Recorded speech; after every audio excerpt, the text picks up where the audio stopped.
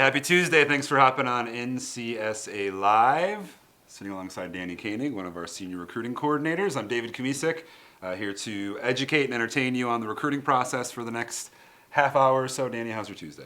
It's good. I hope we can entertain everybody. I like to entertain. I like the idea of that. You know, it's the perfect combo, educate and entertain. Right, so, cool. If you're new to NCSA Live, whatever platform you're watching us on, Facebook, Twitter, YouTube, whatever that might be, we appreciate you hopping on. As we do every Tuesday at 2 p.m. Central Time, we're going to start with a specific topic in the recruiting world, and then we're going to encourage you guys to ask any questions you may have, so jot any questions down there below the screen. We'll get to as many as we can here over the next half hour. So this is a topic we might yell at parents a little bit today, so sorry ahead of time. But we're really going to talk about the role of parents in the recruiting process and really what parents should and shouldn't do when it comes to their student athletes recruiting process. You as a former college coach have had a lot of interactions with student athletes, families, parents, and know firsthand that sometimes a parent can get in the way. It can be dynamic, to say the least. Now, here's the deal. I think there's a couple things to note here that, number one, parents' involvement is key to student-athlete success. We're not trying to drive parents out of this process, more so just kind of shape that for something that's going to be effective, right, and kind of smart for your end. So we have what not to do in the recruiting process, but we're going to talk a little bit about some of the things that you should be doing in addition to that. So a couple of things that we want to touch on today, a little outline for what we're doing here. Number one, don't be that parent. Don't be that parent. You, right? you all know what we're talking about. Don't be that parent, right? But in a very positive light, we're going to talk a little bit more about how to behave, all right? So second thing that we want to touch on, it's not really about you. We want you to have involvement, but this is about the student-athlete building relationships with coaches. Parents is not about you. We will talk about how to be supportive throughout this process. Third thing that we want to touch on here today, don't come unprepared. All right, you need to know what's going on. You need to have a good idea for what's coming next, and you need to be well prepared in most situations, specifically as you get towards the later stages of the recruiting. So really what we're going to talk about is what to ask coaches, what to be doing on visits. Again, kind of spin that in a positive framework here and talk about some of the things that you can be doing. So that's what we want to touch on here today. So let's just speak kind of in general terms because, you know, this is obviously needs to be driven by the student athlete and build those relationships. But what is the role of the parent in recruiting? Yeah, I mean, I think you touched on it. As a parent, you're going to be supportive of your child, right? That's hopefully part of what is just naturally inside of you as a parent is supporting your child throughout the process. And that's certainly the case when it comes to recruiting. Again, you're dealing with 15, 16, 17, 18-year-old kids who a lot of times this is a scary process. They're scared to talk to coaches. They're scared to have some of that sort of interaction. And we did a 2019 State of Recruiting report at NCSA, and college coaches said that on a scale of 1 to 10, they ranked the impact of parents in the recruiting process for student athletes as an 8. So it's an important part of the process. Again, you're not just going to be on the sidelines the entire time, but you need to know when to step forward and when to take that back seat for what your child's going through with a college coach. Sure, and obviously you're the older, more mature portion of this, right? You're going to have a different perspective than a student athlete will, and you do need to lead them. And clearly, coaches are saying 8 out of 10. Right? Parents are a huge influencer through the recruiting process, but we need to kind of isolate the student athlete and let those relationships to blossom and to kind of build those relationships between student athlete and coaches, which is really what coaches are looking for. But they also understand that at times a parent is going to be guiding a student athlete through this process. So we'll be talking about how to provide support, encouragement, just kind of take the lead without being overbearing in some senses. So number one, right, we'd said it before, don't be that parent, right? And I think we all have some sort of idea of what that really looks like. Crazy parent in the crowd is yelling. But what are we really talking about here? What is that parent? Yeah, again, I think the phrase that gets thrown a lot is the helicopter parent, right? Where you're constantly around, you're constantly kind of overbearing that student athlete. Again, we've all been to sporting events where you have that crazy parent in the crowd that's screaming at the refs and screaming at the coach and trying to be a coach from the stands. So again, in the recruiting process, college coaches pay attention to everything. It's not just how good your student athlete is, it's their attitude, and certainly it can be the parents' interaction as well. So I think there's a lot of different factors that come with that, and especially as you get to know that college coach a little bit more as a parent. Again, there's kind of the fine line of too much and not enough, and again, finding that balance between how much do I let my kid really drive the bus, because the student athlete should be the one really driving this process, and again, you should be there to support and help and ask some of the questions that a 16, 17-year-old kid just probably doesn't even think about at that point. Sure, right. And I think that is important to just have that perspective. So, kind of some of the stuff we're talking about, and this would more apply to direct communications, I would think, for the most part. So early on, if you're in the early stages and you're starting to put some feelers out, emails out towards college coaches, pretty innocent stuff, early stage stuff, all of those communications should come from the student athlete. Now, we also understand that not every 13, 14, 15-year-old is Ernest Hemingway out here and crafting these beautiful emails, right? So there needs to be a level of proofreading, content, right? But it needs to be in the student athlete's own words. As we get a little bit further into the timeline where you're actually sitting down and meeting with college coaches, the biggest thing I ever saw as a college coach was that parents tend to dominate that conversation. They want to relive the glory days. They want to talk about their older sibling, previous experiences. Certainly appreciate that and want you to be involved in those conversations. But really, if you're sitting in my office and you're there with the student athlete, I'm trying to build a relationship with that student athlete. Right. So don't be too overbearing. You can ask questions, but really allow the questions and the conversation to be between the coach and the student athlete. Yeah, mom, dad, your playing days are over, right? College coach isn't recruiting you; they're recruiting your student athletes. They want to know your student athlete. They want to get to develop that relationship and communication, and see again if this student athlete's going to be somebody they're going to want to work with for the next 4 years.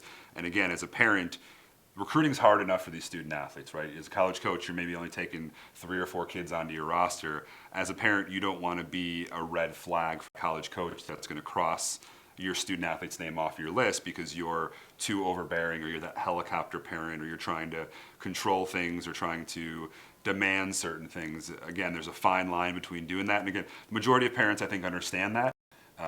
But there are some parents that need to kind of self-aware when it's time to take a step back. Correct. And that even would carry over to like junior days, official visits where there are other parents involved.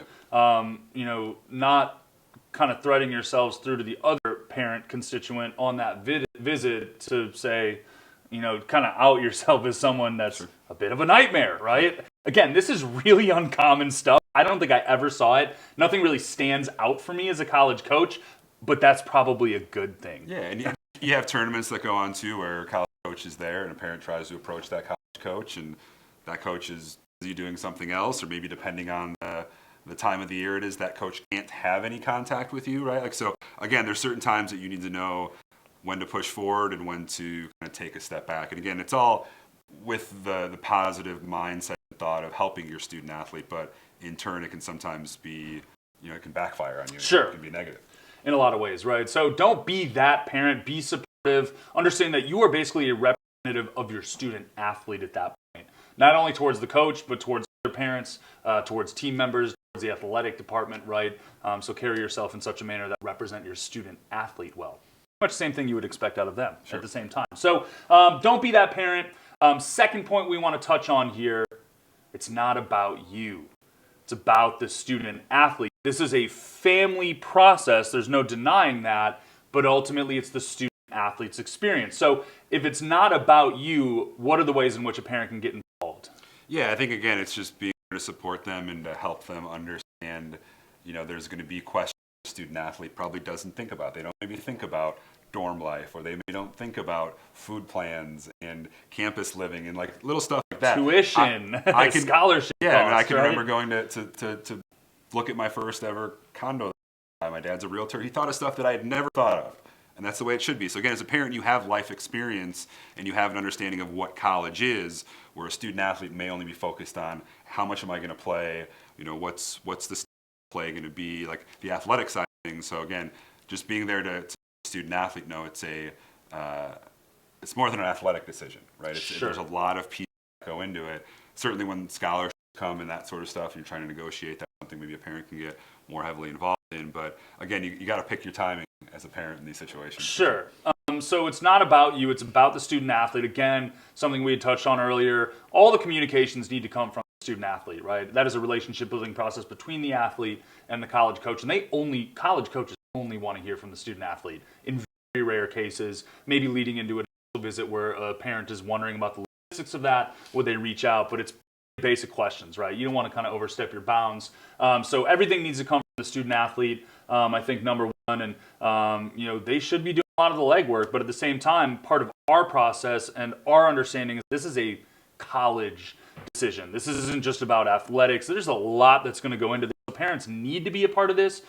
We want parents to be a part of what we're doing because these talks go a little bit further than just what your playing is going to look like. So don't be afraid to get involved. Just understand that the contact point needs to be the athlete in the majority of cases. Cool. So again, I think, as a parent, we've talked about what they should be asking or things they should be saying. Again, you've been in this situation as a student athlete, as a college coach, you know that. What advice do you have? How can a parent positively interject themselves into these conversations, into this situation? Sure. That's a good question, because obviously you want to have a role and you want to ask questions. But again, I think the number one, sit down and have a game plan with an athlete. Understand what those questions need to be about and what your goals are as a family, right? So kind of having those conversations behind those doors and asking questions, again, the student athlete might not be thinking about, right? Geographic location, cost of tuition, scholarship, how important is that? The finances of certain things. I guess day-to-day life for what a student athlete might go through and the kind of support that they might have. That was actually a really common one with parents. Like what kind of academic support they have within the athletic department that can help him. Because ultimately playing your sport is kind of like having a full-time job and you need to balance a lot of things at once. So again, different approach. We have a whole list of them here, but yeah, and I think the scholarships is an important one, right? Most families have a scholarship in this process, and I would advise you the first conversation you have with a college coach, probably not the right time to ask about scholarships. So again, it's even just picking and pointing your spots and knowing, even just knowing the rules of recruiting, right? Like how many scholarships does that coach have available? Again, just be smart within understanding the process that a coach is going through. When it comes back to being prepared. Right, which again is understanding and having knowledge in recruiting, and that's why we get families that want to start this their junior year and they don't take the time maybe the first year or two of high school to learn how this process works. And then the more they can learn and understand it early on, the more prepared they are come junior, senior year when things are getting more serious. You're having more of that direct conversation and back and forth with the college coach. And it moves quick. A lot of people seem to think that the recruiting starts in your junior year. That's when things really move. And if you're not prepared for that, you're going to be blindsided by a lot. It's going to be pretty stressful. There's obviously a playing season that's going on in there. You're trying to balance a lot of things at once. So the earlier you get started with this, the more prepared you're going to be. You're going to know what questions to have. One of the things that we had talked about that I think is a pretty good goal for anybody is try and get on the phone with a college coach when you can. But the point wasn't to actually get them on the phone. You need to be prepared. You need to have questions loaded, right? You need to have a reason for that phone call, and that's okay, right? Because you're trying to figure something out, and so is that college coach. It's about knowing what right questions to ask. And if you're at that point, you can contact with a college coach, and you don't even know what you should be doing. That's what we do. That's what we help you with. That's right. That's what we have, and we have these conversations every day. And they're not interviews; they're free-flowing, conversations about what the student athlete wants, and we could talk about parent involvement or where they should be in the recruiting timeline, how to get prepared for those things. Because when you hit junior year and you're on campus, maybe you're at a junior day or you're actually on an official visit, you need to have a pretty solid understanding for what that looks like, what you can expect from that, what a parent's involvement is going to be, what the student athlete is going to experience in that time, and how to really leverage that opportunity. Because it's not about the college coach strictly crafting what they want you to see. That is a student athlete's time to figure out, do I like this place? Is this a place that I can see myself regardless of my sport? Right? It's a college decision and making sure that you're fully prepared, asking the right questions. And again, it's the little things, right? Again, if a coach is recruiting 10 kids for one roster spot, the parent, is that again a red flag? Is that something that I'm going to cross that name off my list because those parents were much, right? So again, coaches understand that parents are new to this in most cases. They don't know all the answers. They don't know the process. So that's why when you can be that much more prepared, you're going to stand out that much more to that college coach. Your student athlete's going to stand out more to that college coach, and you're going to be maybe circled on that list versus crossed off that list. So again, it's a little difference, but having that preparedness and having that understanding of when should I ask this question? What is this visit going to be about? What is this conversation going to be about? And not taking it over and, again, having a negative impression on the coach. It really could be make or break for your student athlete ending up on that spot, on that roster, and getting a chip. Right. So, again, 8 out of 10 college coaches are expecting and prefer that parents are to some degree involved in this process. No way that parents will not be a part of this process to find success. But it's more of a behind-the-scenes approach, right? Understanding that the student athlete is the star of the show and you're trying to build communications and relationships with college coaches directly. You don't want to out yourself as someone that could get a student athlete crossed off the list. Be respectful of their time, but also understand you do have a huge role in what they're doing, right? You need to kind of shape that, come at that with a different perspective, get the student athlete to kind of move forward and ask the right things or engage in a certain way that's going to be seen favorable. Something you had said that I think is brilliant, that we haven't really talked about that much, is that kind of preparation puts you a cut above everybody else. Right. When I would get a student athlete on the phone and they were asking me thoughtful questions, I was blown away. A little star goes next to their name. I need to keep track of this person. They got a good head on their shoulders. They know a little bit about it, right? So that's important. I think that's really important to note. And that process starts very, very early. And it's as silly, as simple as like role playing with your student athlete, right? Pretend you are the college coach and you're having a conversation, or do little things like that to, again, prepare them like they would be studying for a test or whatever the case, preparing for a job interview, whatever that is. But those are the things that a parent you can do to help your student athlete. Again, a lot of 15, 16-year-old kids just aren't comfortable having adult conversations. So the more they can prepare, and it's gonna develop not only their ability to have those conversations with college coaches, but it's a life skill that's gonna help them in the long run. 4 years from that college day when they're interviewing for the first jobs, they've had some preparation and some understanding as to how to have the conversation, how to dress, how to prepare yourself, the verbiage that you use. I mean, all of that, like you said, can be are next to this kid because they really stand out. Like, they really blew my socks off and impressed me. Like, I want to keep my eye on this one. That's right. It's great. I love that. I think it's brilliant. I'm just thinking back to the coaching days, and all those points are so valid. So, again, don't be that parent. It's not, we don't want to have that happen. We want to, kind of teach parents how to behave in this process. It's not about you. It's about the student athlete. And then be prepared for everything. Start to get familiar. Ask the right questions. Employers love student athletes. We do. Right? But there are reasons for that. So. And again, I think it's important to note, too, not just within the conversations you're having with coaches, but how you act as a parent at a game, at a tournament, at a showcase. Again, we've heard They're the representative. We've heard stories of college coaches cross kids off of their list because their parent is yelling at the ref, crazy, and yelling at other parents, yelling at the coach. Right. So again, it goes to your interactions in the parking lot with other coaches. It's like, again, we can't emphasize how important every little piece of this. And as a student athlete, you need to be on your best behavior. As a parent, you got to be on your best behavior too. And that's 99.9% of everybody. Most people stay within the bounds, but for sure, you just don't want to be the reason why your student athlete is crossed off the list. So I'm sure we got a ton of questions rolling in from parents who are scolding us for yelling at them here today, but let's get to it. We're helping, not yelling. We're helping. Just so you guys know too, yes, you can watch recorded versions of this, any recorded versions of our NCSA Live on YouTube, on our Facebook page. So if you've ever missed anything or you want to see somebody, that was one of our first questions. But I got a question from Jason. He's curious, can a 2021, so that would be a current junior in high school, go on an official visit right now? Yeah, well, yes. Everybody, it's open season. For juniors and seniors. Yeah, so for... Football is just one of those strange ones. Depending on the sport, the majority of kids can start going on official visits beginning of their junior year. The NCAA made some rule changes last year that affected the timeline a little bit, the communication. So the process has been sped up in the majority of sports. There are a couple sports that are a little bit different, but for the most part, as a junior, you can go on an official visit. With those rules changes, you need to be aware of that stuff because that means that the recruiting process in some cases has started a year earlier. So if you have older kids that went through the same process, you think you got a beat on it, everything's changed. It's been pushed up at least 12 months for a lot of the sports. And again, there's things that need to happen before you get invited on an official visit. So it's not like your hits and all of a sudden you're going to get a call on an official visit, more than likely, unless you're a stud. Again, that's a process. So again, the majority of kids will take their officials late junior, early senior year so that they have that decision made. So for some sports where it's really sped up, kids are taking officials junior year because they might need to make that decision by the end of their junior year. So again, recruiting timeline has certainly changed a little bit there. Question on YouTube, Real PK, can you send emails to D1 coaches as a freshman? Yes, you can. Yes, you should. Mm-hmm. Yeah, end of story. Yes, sir, and you should.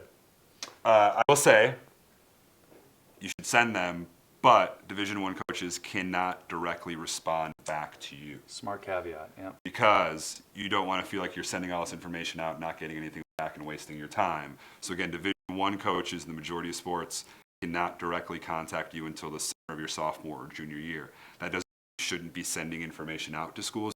You absolutely should be doing, but just know that coach won't email you back, hey Danny, loved your video, I think you got a lot of talent, I'm really interested in recruiting you, let's talk.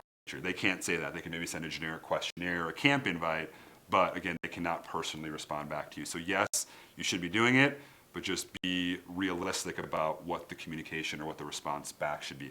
That's where selfishly the NCSA profile comes into play, because you can see if that coach is opening your email, if they're viewing your profile, following you, if they're checking your information out. So that's a better approach than just emailing a coach. Use the NCSA Insider profile. information. I love it. So that's great. All right, when do college coaches really start watching athletes? Tell me no one will ever watch a 13U tournament. And I have no issue saying I'm clueless, but also don't want to miss opportunities he could have. And I think it's about that. I would say that, getting college coaches interested in a student athlete at age 13 is relatively rare. It might seem a little more abundant because of Twitter and social media and, access cycles, et cetera, but it's happening.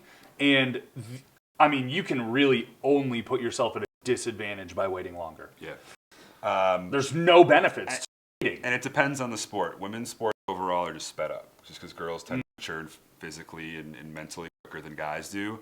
2 years ago, we were at the PGF National Championships out in Cali.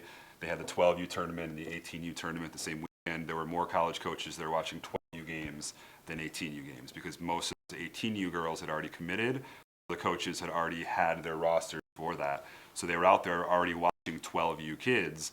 And in softball, it's crazy. There were kids that were seventh graders that were verbally committed. Yeah. And again, new rules that maybe slow that down. But again, college coaches are identifying kids. They are evaluating kids at a young age. It never stopped them. It never stopped coaches, the rules changes. And we actually got very popular at NCSA because it was an outlet for coaches to be able to identify and evaluate student athletes when they couldn't have any direct communication with families, coaches. So just keep that in mind, right? It's different by sport for sure. Softball is one of those very assertive ones. There are a couple others like volleyball, for whatever reason, extraordinarily aggressive on the front end. And really there is absolutely no benefit to waiting. Right? Get started early, get familiar early, even if you're just kicking around. Make sure you're well educated and prepared. This is kind of a good piggyback question. So what year of high school should students be reaching out to coaches? Again, if it's 8th grade freshman year, I don't see any problem with that. The thing I will say, it's individual. It's based on your situation, right? If you're a 5 foot, 100-pound freshman boy basketball player who hasn't played varsity or AAU, it's probably the right time to put yourself out there. I think, again, you can, and if you're playing at a good enough level, if you're committed enough early on, be doing that. But again, realistic that if you're not ready to be seen by a college coach, don't also waste your time. Correct. And I think a lot of that, and we talk a lot about this, is generating that target list first. There are some things that need to happen before you ever communicate with a college coach. And then you want to be intentional about that. It's not emailing a college coach for the sake of doing that. It's, hey, coach, found a program, like it for these reasons. I had a couple of questions. Again, in some situations, that coach didn't even get back to you, but you need to make sure that that's a good fit, that you're someone that college coach would want to recruit, or that you're doing some of the things that's going to get a college coach interested in you eventually if you're going to develop that way. So again, it's not just an exercise in futility. You need to have, a game plan set in place. So if you need help with that, if you have questions about that, come back to us. Good question here from Ralph. So we talked about a coach or student athletes should be emailing college coaches. So what are good points that should be in an email to a college coach? Should you include in that initial reach out email? Short and sweet. I think, intro emails need to be short and sweet. In a lot of cases, if you're a statistics sport, put that in the subject line, grad year, number. Can that coach even get back to you, right? They need to know that up front. Number two, a couple things about you, right? I'm a, offensive guard. This is my height and weight, high school maybe. In that email, give that coach a reason to get back to you. Coach, I found a program. You offer my major. You're in the Midwest. I really like that. I'm hoping to play Division II ball. I'm really interested in learning more and opening up a conversation with you, right? But very short and sweet. It really doesn't need to be much more than that. And if you're trying to figure out which college coaches might be interested in you as well, you can't waste a ton of time spending 6 paragraphs on yourself. So, and again, be specific to that school. Don't send a blast copied generic email that you're sending to everyone else. Find something specific about what that program's accomplished, or that coach, or that player who got that award, or that big win they got. Whatever the case is, again, show that you've done some research, because that's going to stand out more than a generic blanket email that you send out to 100 schools. Yeah, so the legwork will have been done long before that, where you generate your target list and know that all on your target list have some of the things you're looking for. Kelly wants to know, should you include your NCSA profile in an email to a college coach? Absolutely. Again, the NCSA profile is going to have every piece of information that a coach is going to want to know about your student athlete, their grades, their height, their position, upcoming stats, tournaments, video, all that stuff. So that's really the purpose of the NCSA profile. It's a one-stop shop for a college coach. So absolutely, that information is verified by us. The coaches know that it's a trusted source. So if you have that NCSA profile, absolutely use that email within there and get that. But also, don't just email coaches a link to your profile. Right. You do that for like 300 coaches. Yes. You can include that, but also say, hey, coach, I'm interested in your program. For these reasons, you can find more about me at this NCSA profile. All right, question from Ellen. High school junior invited for an official overnight. Does the parent stay for the visit during the day? Talk about the parents' role there. Totally up to the coach. We would like to have programming for parents, and we invited parents to come along with, but it was very separate from what a student athlete was going to do. Number one, my job in the effort to build a relationship with that student athlete was to showcase our school for what it was. If I had done my homework, I have a really good feeling that that kid is interested in what I'm doing. So my job is to showcase the school and basically a cross-section of what it was like to be a student athlete at that school, right? So the student is spending a lot of time with the athletes currently team, maybe they're going to class, campus tour, but at the same time, again, 8 out of 10, coaches want parents involved.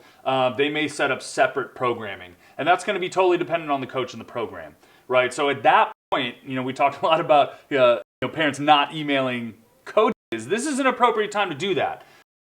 Know you're setting up an official visit. Really excited for that experience. He's really looking forward to it. We would love to be a part of that to some degree. Do you have any programming for parents specifically? And they'll be able to tell you. Coaches are prepared for that. Yep. This isn't the first time they're going to be hearing that. Right. That's very appropriate. And then again, we didn't touch base on this, but it's okay for parents to ask questions about what they can expect and things that they're wondering about the school as well, if they will have the opportunity to meet with the chair of the business department, or can I go on the campus tour? Will I get to see some of the campus as well? I think that's perfectly acceptable. It's just there's no one blanket answer that's going to cover all that stuff. You just need to ask the coach. Cool. Let's power through a couple of these here. So for student athletes from a small town, how do you get noticed by a college coach? You have to be that much more proactive. You have to have video. You've got to really put yourself out there. If coaches aren't coming to your small town to recruit student athletes, which in the majority of cases they're not, you have to put that much more effort towards that opportunity. I'd also encourage you to try to get with a travel program of some sort that may give you some more broader exposure to college coaches. Right. For baseball, this is a YouTube question. Where do we find recruiting rules on CSA Sports? I think it's going to be easier versus us rattling each sport and each one, but NCSAsports.org, each sports-specific page we have on our website is going to have the specific timeline, the rules for baseball officials can start as a junior. So, yeah, well, what I was going to say about that is if you want to talk about this specifically, send us a quick email. We are live. It's live at ncsasports.org. I'm going to be fielding a lot of those things. If you want to kind of dive into the specifics about sport, your student athlete's grad year, and what you should be doing, please email that stuff to me. Ryan wants to know, what's the opportunity for baseball players this time of year that are seniors? It's late, but... A lot of opportunity with baseball, and a very common route for baseball is junior colleges for that extra couple years of development. Maybe they knock out their gen eds, they're not offered a scholarship, and then they would transfer. Right, that's baseball specific. Although a lot of kids are starting to go that route. So there is still opportunity if you're aiming to go to one of the storied D1 programs of Vanderbilt. Not happening. But D2 scholarship opportunity in AIA junior college. Baseball will continue to recruit into senior year. Yeah, spring sports are just a little bit maybe later track. I would kind of put in the same category where they're maybe wanting to see how the seniors perform in their senior year. It's not an ideal situation, I would say, but there still is opportunity for seniors. Again, you just have to be really realistic at the opportunities out there. Right. Scholarship money is probably fairly limited at this point. But again, there still is opportunities. That's from junior college route is a great route to go. You can get some school pay, you can get to play at a high level, and then still get an opportunity to maybe transfer up to. Well, again, the official recruiting partner of USA Baseball, we have a pretty good relationships with college baseball programs. We actually get roster openings, so they'll submit roster openings. Yeah, we're still getting a bunch of seniors. We can help you identify which of these programs are still actively recruiting seniors. So if you need some help with that, some guidance to kind of be pushed in the right direction so you're not spinning your wheels, wasting any more time, get in touch with us. We had, I think, 323 roster openings submitted yesterday. I'd say more than half probably were seniors still. This is across a variety of sports. So still opportunities. Again, most of those are Division III junior colleges, NAIA programs, but again, those coaches are still looking for qualified athletes. We'll take 2 more questions, and then we'll kind of put a bow on this. So Gary wants to know a question that we probably can't specifically answer, but we can give you some maybe guidance here. To generate that college target list, what have you found to be the key factors for one to consider? Gary's daughter is a 2022 track athlete. I think number one, track is good because that's black and white, right? And track, admittedly, is probably one of the later recruiting cycles. You have the times or you don't. So the times are going to help dictate what opportunities. Correct. So I think number one, before you generate a target list, you need to understand what's realistic, right? You're not going to Arkansas unless you're one of the best runners probably in the world, realistically. So, I would start there. What is actually realistic? What would a college coach want? I think secondarily, and probably only a close second, is grades. Academics are going to be huge. That's really what you're going to college for, right? Those would be kind of your top 2. And then from there, again, use our system to target certain areas geographically. Scholarship, I think, is going to be a big discussion, determining which levels where you can earn some scholarship. How far you want to go from home? Yeah, right? geographic. So, 5-hour Christian window, schools, you want a military, suburban, right? So, country. I would say the biggest factors are, choose something that's realistic from an athletic standpoint, and then the academic side of things. So, grades, what's possible. If you want to go to Yale and you have a 2.5 GPA, you should probably look elsewhere. But those would be the big ones. If you need help with that, again, send us an email. Get in touch with us. Last question we have are student athlete changing their graduation year, so reclassifying. So if you're already in contact with coaches in your graduation year and your school is changing, should you notify every coach you've been in contact with? Should you have to update your NCSA profile, redo questionnaires? So anyone that's reclassifying, maybe you're graduating early or you're doing a prep year to kind of stay on an extra year. Advice there for Lindsay. Common. College coaches want to know when you will be playing with them. They don't care what your graduation year is. They just want to know when you will be with them. So yeah, notify. Everything you had mentioned there is brilliant. Notify the coach, hey, I'm reclassing, in a prep school year. The recruiting process does not stop at that point. Even if you got some serious interest, there's still a relationship building. They're going to want to know what you're doing over the course of that year. So yes, let college coaches know so they know what their timeline is for you, and then continue to work hard at improving your skill and keeping those lines of communication open. Just because we had some questions for NCSA, getting the profile, getting a recruiting assessment done, there's no cost for that. We do have additional memberships for families who are looking to get more help in the process. So if that's something you're interested in for your student athlete, or if you have more questions that we didn't get to, again, email us at live@ncsasports.org. You can get us here. You can get us on our social media tab. Try and direct some of that stuff with me. You guys are a little bit more familiar. That's cool. Happy to field any questions. 20th anniversary of NCSA. We've been doing this for a long time and are proud of what we've accomplished over the years, and are looking forward to continuing to help student athletes into this next 20 years as well. So awesome. Appreciate the questions. As we do to kind of wrap up the topic here for the day, we're going to honor some of our recent commitments of student athletes who've utilized the NCSA platform, had a profile, and have made their college decision. So, first one we have is Jacob Enzo, a football athlete out of Riverside, California, committing to a Division III program, Springfield College, all the way in Springfield, Massachusetts. Again, talk about the power of our network. Student athlete from California. This is a reverse map. California. Okay. Going all the way to Massachusetts. All right. Yeah. For us, it would have been this way, but for them, it's California to Massachusetts. Yeah. Got to keep the audience in mind here. But yeah, Springfield is where the Basketball Hall is. Correct. As well, which is cool. It's a cool looking building. So congratulations, Jacob.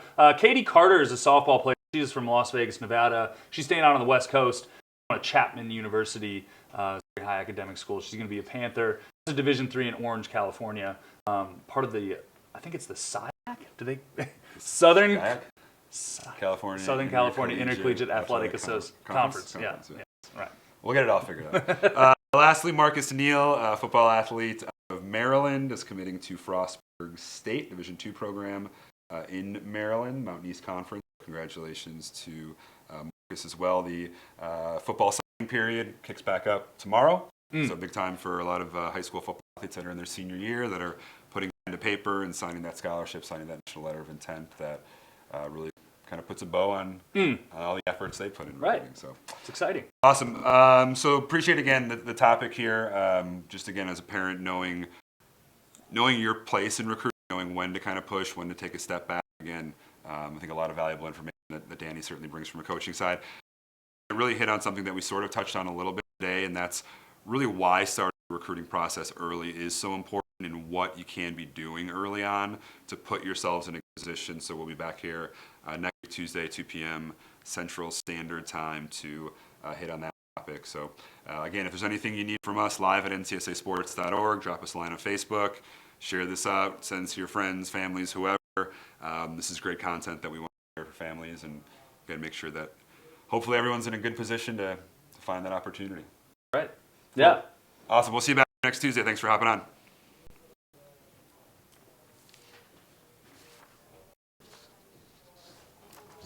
Sweet. California. Yeah. I was like, yeah, that looks right. I was like, oh, wait, no.